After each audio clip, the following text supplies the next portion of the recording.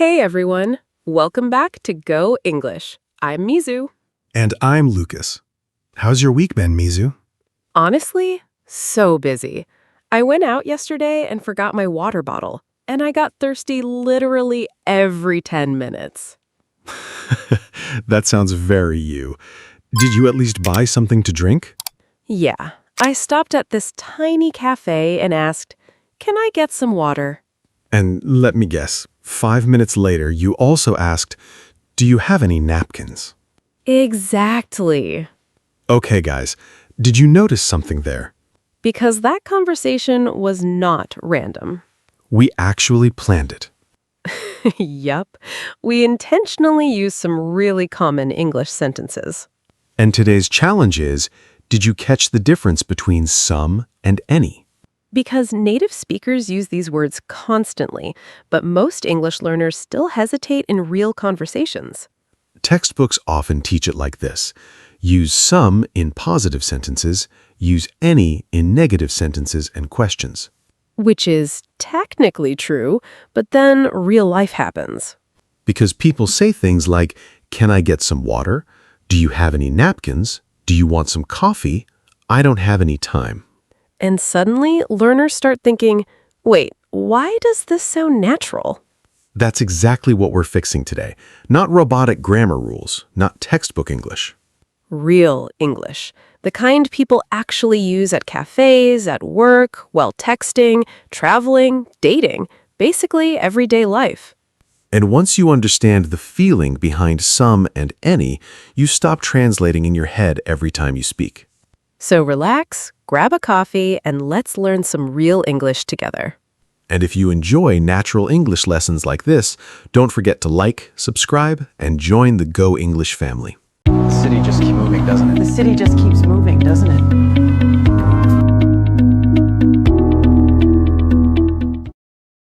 Lucas, can I ask you something?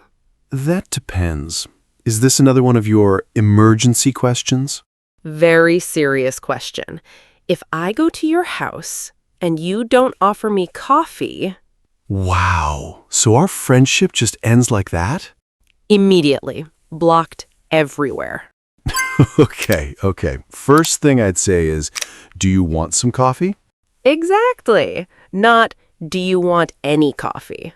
Right. And this is where English gets interesting, because grammar books usually teach some equals positive sentence, any equals question or negative, but real people don't actually speak that way. Yeah, because do you want some coffee is a question, and we still use some. Why? Because I already think the answer could be yes. I'm offering something, I expect maybe you want it, the situation feels warm and natural. Yes, that's the key everybody needs to remember. We often use some when the speaker feels positive about the thing, like, I think it exists. I think it's available. I think the answer will probably be yes. Exactly. For example, would you like some cake? Can I get some water? Do you want some fries? These all feel natural because the speaker already imagines the thing is there. Or the speaker expects cooperation. Like if your friend comes over to your apartment, you naturally ask, do you want some tea? Not, do you want any tea? Because some sounds welcoming, friendly, relaxed. Now listen to this difference. Do you want some coffee? That sounds like, I'm offering you coffee. But do you want any coffee? That sounds more neutral, more distant, almost like you're checking information. Exactly. Not wrong, just less warm in normal conversation. And honestly, this is why some English learners sound correct, but still sound a little robotic, because native speakers choose words based on situation and feeling, not only grammar rules. Yes, English is super emotional sometimes. Very emotional, especially around food. So true. Nobody says, hello, guest, would you enjoy consuming any potato products? Absolutely terrifying. People say, want some fries? Take some pizza. Have some cake.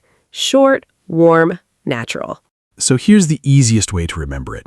Use some when you feel positive about the thing, or you think the answer could be yes. Especially offers, invitations, friendly requests and casual conversation. Boom. That's real English right there. Okay, so some feels warm, positive, confident. Like, yeah, the thing probably exists. Yeah, you'll probably want it. Exactly. But any has a completely different personality. Oh yeah, Any's way more open. More like, I don't know. I'm just checking. Maybe yes, maybe no. Ooh, wait, that actually explains so much. Right? Like, imagine you open the fridge at 2 a.m. Dangerous already. and you ask, is there any pizza left? Because you genuinely have no idea. Exactly. Maybe yes, maybe no. Maybe your roommate destroyed everything already. Which is honestly the most realistic situation. And that is the feeling of any. You're not assuming the thing exists, you're searching, checking, wondering. Yes, that's why any is super common in questions when we're uncertain. Like, do you have any questions? Is there any milk left? Did you find any good movies? Do we have any clean towels? Notice the feeling? These questions are open. The speaker does not expect a clear yes. Exactly. Compare this. Do you want some coffee? That sounds like I'm offering coffee. But do you have any coffee? Now I'm just checking if coffee exists in your house at all. Completely different feeling. Yes, that's the difference learners need to feel. And any is also super common in negatives, because negatives already create this feeling of zero. Like, I don't have any money. We didn't see any problems. There isn't any food left. Because now the thing feels absent, unknown, missing. Exactly. And honestly, native speakers use any constantly when talking about availability. Oh, that's true. Like, do you have any chargers? Is there any Wi-Fi here? Did you bring any snacks? Especially while traveling. Or in group chats. Yes. Does anybody have any idea what's happening? That sentence alone represents modern life. Emotionally, spiritually, grammatically, everything. But seriously, guys, here's the easiest way to remember any. Use any when the situation feels open, uncertain, or unlimited. Like you're checking, searching, asking, or talking about zero things existing. And once you stop memorizing grammar charts and start feeling the situation, English suddenly becomes way more natural. Okay, this is the part where English learners start sweating. true, because suddenly both words can appear in questions, and everybody's brain goes, "Excuse me? I thought any was for questions." Right. And technically, a lot of textbooks do teach it that way. But real conversations are more emotional than mathematical.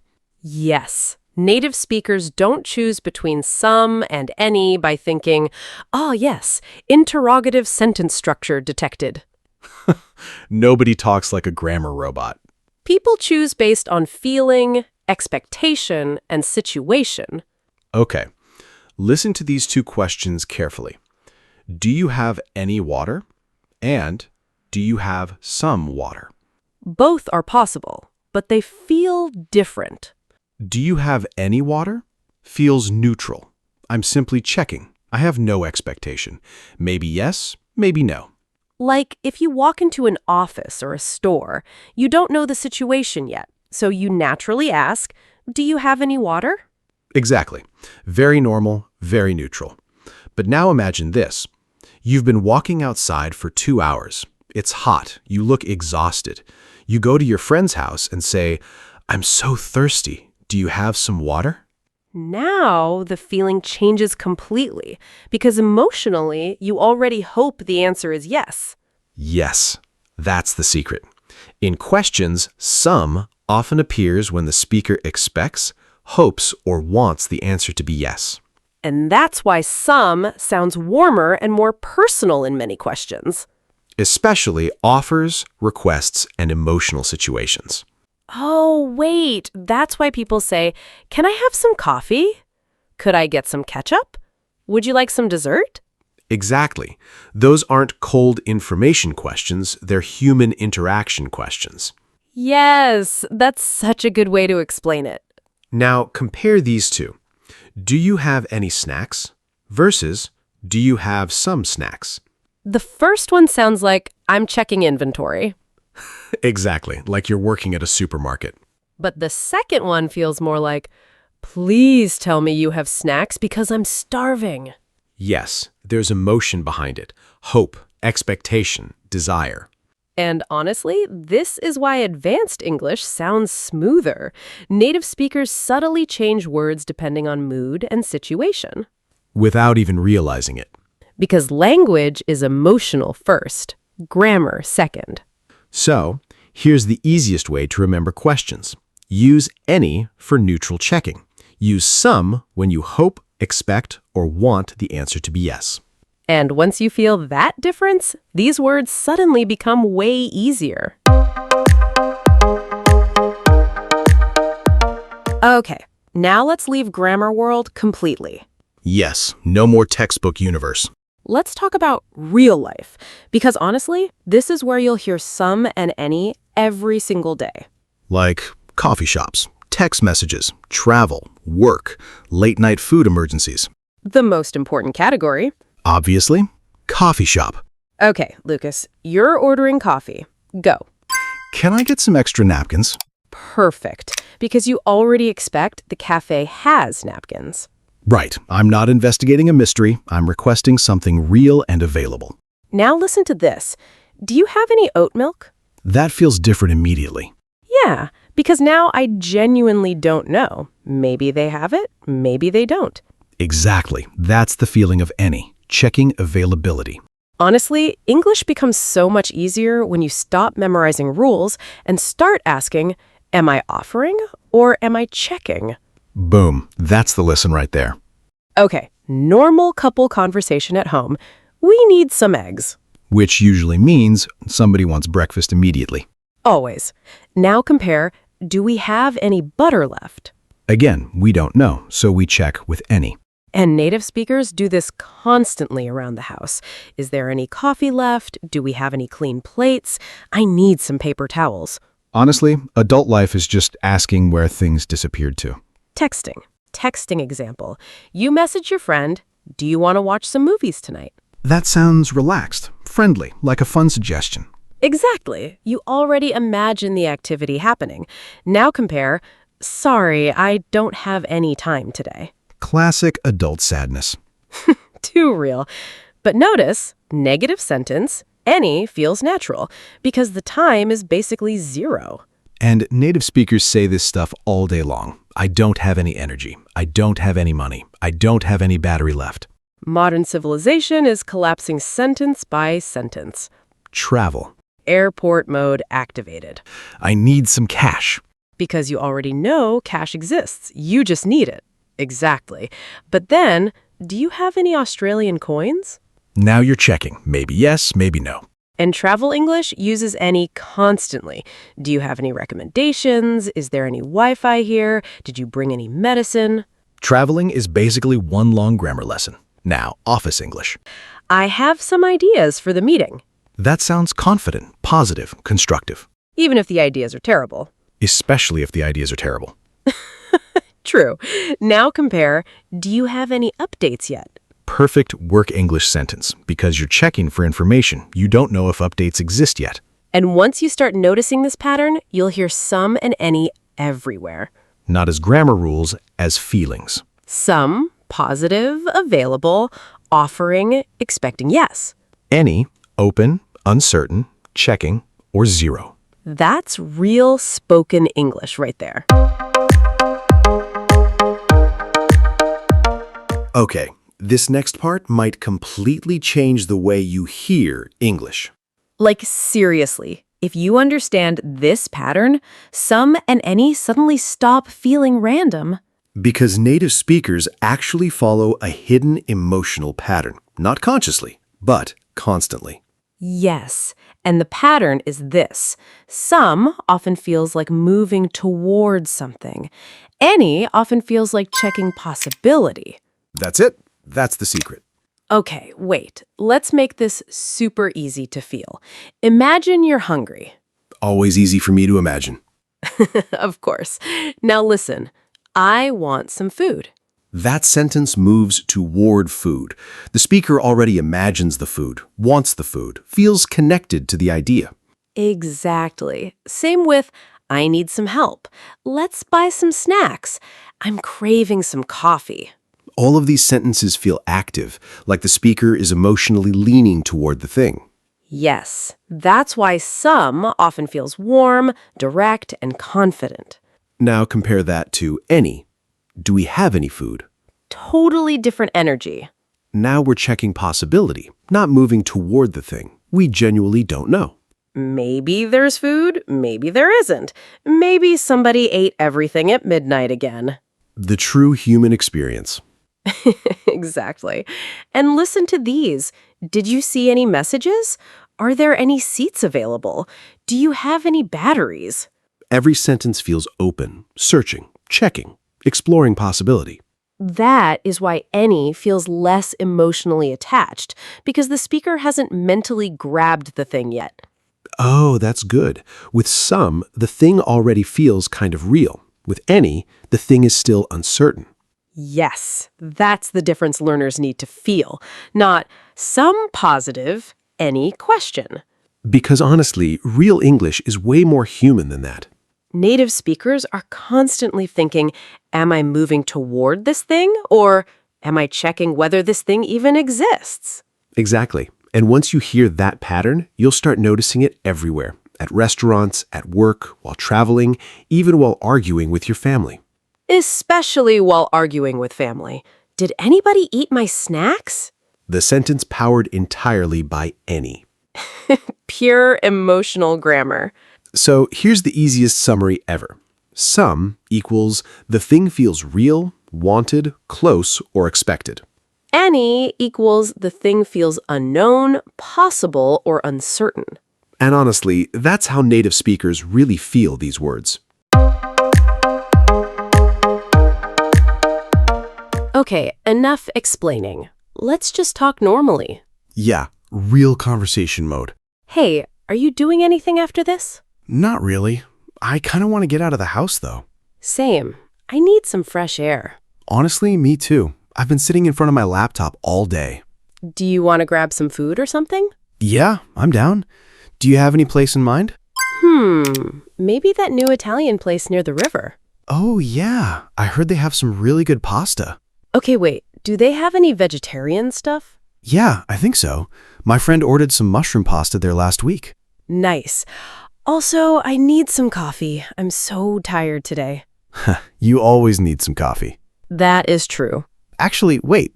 Do you have any cash? My wallet's in the car. Yeah, I have some. Perfect. I'll pay you back later. See? That's real English. Nobody stops and thinks, ah, yes, this sentence requires some. People are just talking. And the more conversations you hear, the more naturally these words start making sense. Okay, Lucas, I have a situation for you. Imagine I come to your house and you say, do you want any coffee? Not terrible, but honestly, it sounds a little distant. Yeah, like maybe you're asking because you have to. Exactly. Native speakers usually say, do you want some coffee? Would you like some tea? That feels warmer, more natural.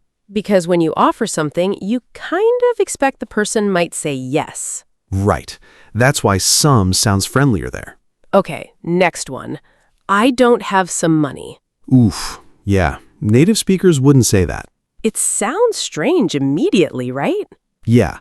We naturally say, I don't have any money. I don't have any time. I don't have any batteries. Because now the feeling changes. You're talking about zero. Nothing exists. Exactly. And honestly, a lot of learners already know the rules, but real conversation happens too fast. Yes, that's the real problem. People memorize grammar, but they never hear how native speakers actually use it emotionally. Like if your friend texts, do you have any plans tonight? That feels supernatural. And then you answer, yeah, I have some stuff to do. Boom. That's real English. Fast, relaxed, automatic. Nobody's sitting there analyzing grammar charts during a text conversation. Imagine texting your friend, "Please wait, I am currently deciding between some and any." Immediate block. Instantly unfriended. So the goal is not memorize 500 grammar rules. The goal is hear real English so many times that the feeling becomes natural. And that's why listening helps so much. Movies, podcasts, conversations. You start noticing patterns naturally. So today, don't just remember rules, remember the feeling. Some often feels warmer, more personal, more expected. And any usually feels more open, more unknown, or more neutral. And the more real English you hear, the easier this becomes. So now we want to hear from you. Write one natural sentence using some or any in the comments. And try to make it sound like real life, not textbook English. If this lesson helped you understand English more naturally, don't forget to like, share, and subscribe to Go English. Thanks for spending time with us today. Take care, keep practicing, and we'll see you in the next lesson. Bye, everyone.